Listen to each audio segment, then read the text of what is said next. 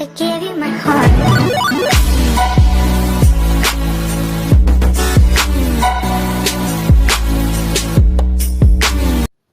नमस्कार दोस्तों, मेरा नाम है विवेक और चलिए शुरू करते हैं।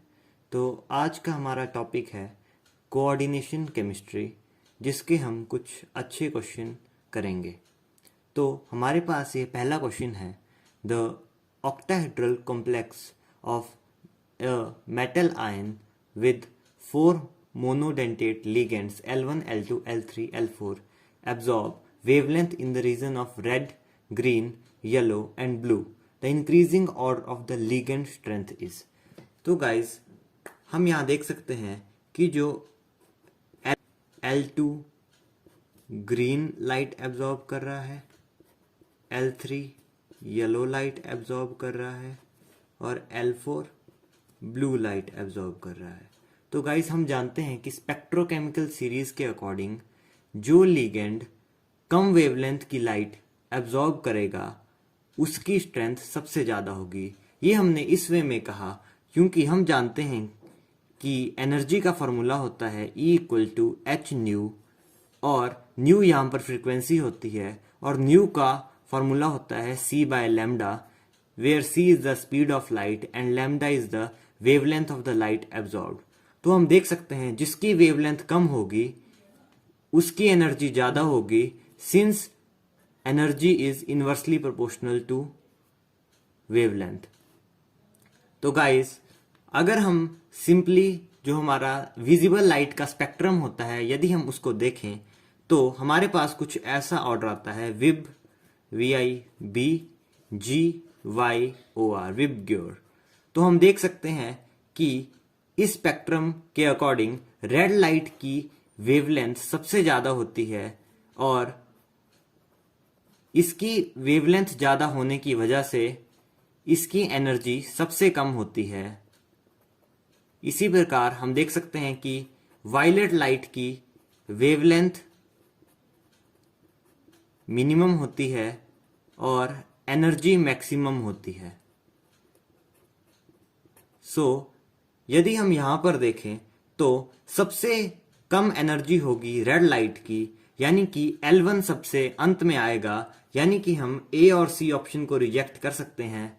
उसके बाद यदि हम L3 और L2 की बात करें तो L3 येलो लाइट को ऑब्जर्व कर रहा है, यानी कि अगर हम रेड के बाद देखते हैं तो रेड के बाद जो सबसे ज़्यादा वेवलेंथ है वो येलो की होती है। इसलिए जो L1 लिगेंड के बाद हमारे पास L3 लिगेंड आएगा, क्योंकि उसकी एनर्जी रेड वाले से थोड़ी ज़्यादा है।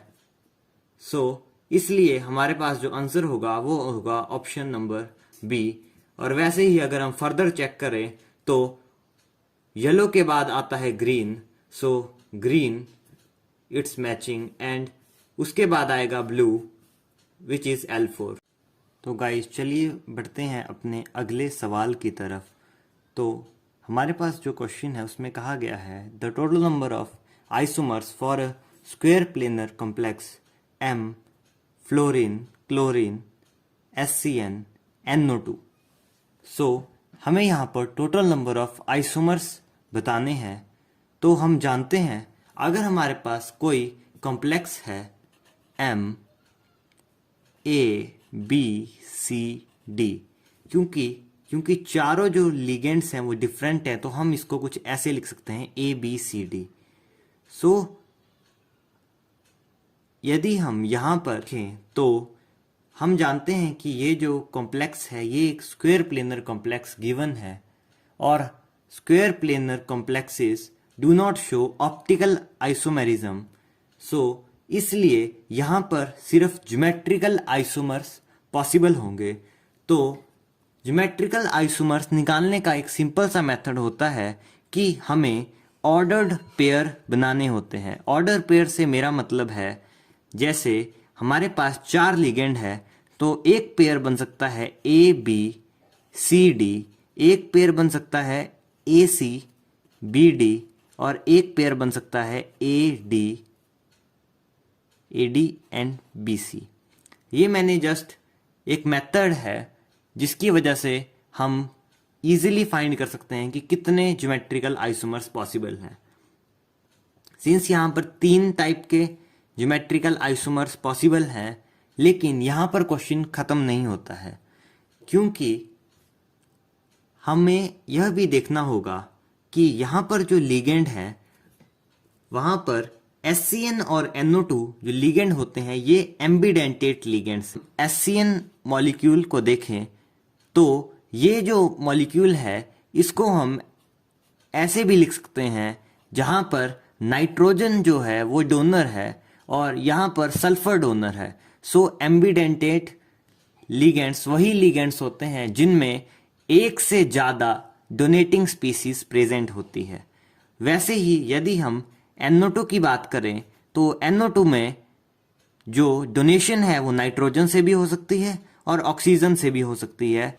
यदि डोनेशन ऑक्सीजन से हो तो हम लिखते हैं नाइट्रिटो O, यदि डोनेशन नाइट्रोजन से हो तो हम लिख सकते हैं नाइट्रिटो N।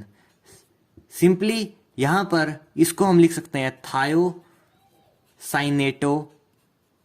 S यदि सल्फर से डोनेशन है, और यहाँ लिख सकते हैं थायोसाइनेटो N यदि नाइट्रोजन से डोनेशन है। तो यहाँ पर बस हमें यही केसेस बनाने हैं।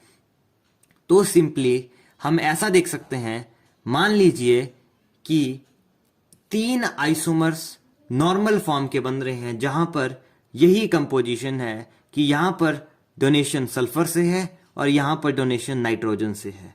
सो हमारे पास एक बार S रिप्रेजेंट करता है कि सल्फर से डोनेशन हो रही है और N रिप्रेजेंट करता है कि नाइट्रोजन से डोनेशन हो रही है। तो इसके 3 केसेस हैं। मान लीजिए पहले में सल्फर से ही हो रहे हैं, अगले केस में ऑक्सीजन से हो जाएं तो 3 केसेस। मान लीजिए पहले केस में नाइट्रोजन से हो रही है और अगले केस में भी नाइट्रोजन से हो रही है तो 3 केसेस। मान लीजिए पहले केस में नाइट्रोजन से हो रही है और दूसरे केस में ऑक्सीजन से हो रही है तो इसके भी 3 केसेस होंगे। ये 3 केसेस मैंने तो पहले ही एक्सप्लेन कर दिए थे कि एक नॉर्मल ऐसे पूरे कंपाउंड के हमारे पास 3 आइसोमर्स पॉसिबल होंगे। So these are the total different cases, जिसकी वजह से जो आंसर होगा 3 + 3 + 3 + 3 = 12 होगा। सो ये अपने आप में एक काफ़ी अच्छा क्वेश्चन है कोऑर्डिनेशन केमिस्ट्री का। तो चलिए आगे बढ़ते हैं अपने अगले सवाल की तरफ। तो हमारे पास एक कॉम्प्लेक्स दिया हुआ है in PD fluorine chlorine bromine iodine -2 charge, number of geometrical isomers is equal to N। सो हम जानते हैं कि जो PD है वो एक 4D सीरीज का एलिमेंट है और all ligands act as strong field ligand for 4D series. तो जो हमारे पास कॉम्प्लेक्स होगा वो स्क्वायर प्लेनर होगा। तो हम जानते हैं कि स्क्वायर प्लेनर कॉम्प्लेक्स MABCD में टोटल 3 ज्योमेट्रिकल आइसोमर्स होते हैं। यहाँ पर भी हमने इसी की बात की तो टोटल 3 ज्योमेट्रिकल आइसोमर्स होते हैं और ऑप्टिकल आइसोमर्स तो एग्जिस्ट ही नहीं करते हैं due to plane of symmetry और सेंटर ऑफ सिमेट्री। सो यदि यहाँ पर हम देखें तो यहाँ पर हमने N की वैल्यू पता लगा ली है जो कि है 3। सो इससे हम इस मॉलिक्यूल का नेट चार्ज निकाल सकते हैं, क्योंकि यहाँ पर जो हमारे पास कंपाउंड दिया हुआ है वो है FeCN6N-6। सो 3 - 6 = -3। तो यहाँ से हम आयरन की ऑक्सीडेशन स्टेट निकाल सकते हैं। तो मान लीजिए आयरन की ऑक्सीडेशन स्टेट X है तो X साइनाइड पे -1 चार्ज होता है क्योंकि ये ऐसे एग्जिस्ट करता है CN नेगेटिव। तो 6 साइनाइड हैं, X - 6 is equal to net charge -3। So X की वैल्यू आती है 3, यानी कि जो हमारे पास एलिमेंट है वो है Fe3 पॉजिटिव। सो हमें इसमें स्पिन ओनली मैग्नेटिक मोमेंट निकालना है। तो यदि हम आयरन की कॉन्फ़िगरेशन लिखें तो वो होती है आर्गन 18 4s2 3d6, क्योंकि इसका एटॉमिक नंबर होता है 26। तो यहाँ से 3 + 3 चार्ज का मतलब है कि 3 इलेक्ट्रॉन निकाल देंगे तो तो हमारे पास 2 इलेक्ट्रॉन यहाँ से चले जाएंगे और 1 इलेक्ट्रॉन यहाँ से जाएगा, यानी कि हमारे पास 3d5 कॉन्फ़िगरेशन बचेगी Fe3 पॉजिटिव की। स्पिन ओनली मैग्नेटिक मूवमेंट का फॉर्मूला होता है n इंटू n+2, जहां पर n होता है नंबर ऑफ अनपेयर्ड इलेक्ट्रॉन। तो यदि हम इसका स्ट्रक्चर देखें, ऑर्बिटल डायग्राम देखें, तो यहां पर हम पाएंगे कि यदि हम नॉर्मली देखा जाए तो D5 की कॉन्फ़िगरेशन ये होनी चाहिए, लेकिन हम जानते हैं कि यहां पर साइनाइड आयन प्रेजेंट है जो कि एक स्ट्रॉन्ग फील्ड लिगेंड है। तो स्ट्रॉन्ग फील्ड लिगेंड के केस में ये सारे इलेक्ट्रॉन पेयर हो जाएंगे। यदि वीक फील्ड लिगेंड होता तो D5 की कॉन्फ़िगरेशन कुछ ऐसी होती। यदि स्ट्रॉन्ग फील्ड लिगेंड है तो हमारे पास कुछ ऐसा ऑर्बिटल डायग्राम होगा।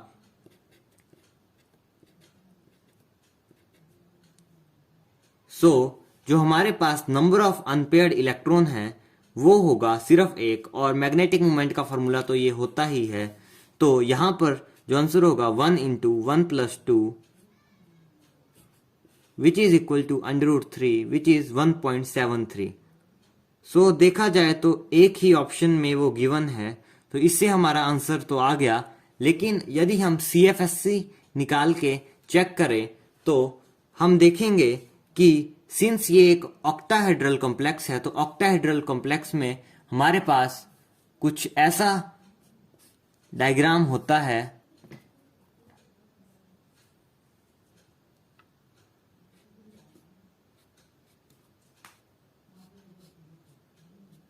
ये हमारे पास T2g ऑर्बिटल होता है और ये हमारे पास EG ऑर्बिटल होता है।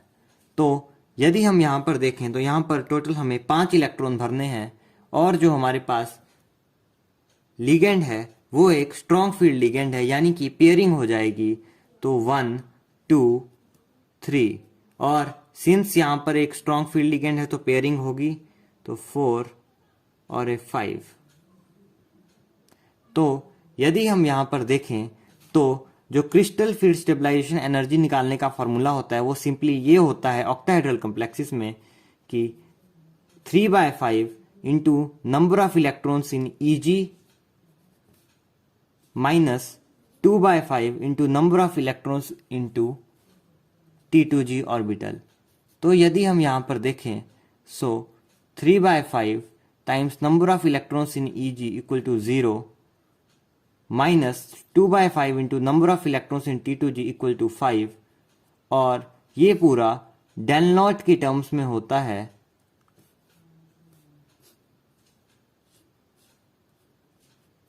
तो जो हमारे पास यहां से आंसर आया वो आया -2 डेल नॉट। हमारे पास जो आंसर होगा वो होगा ऑप्शन ए।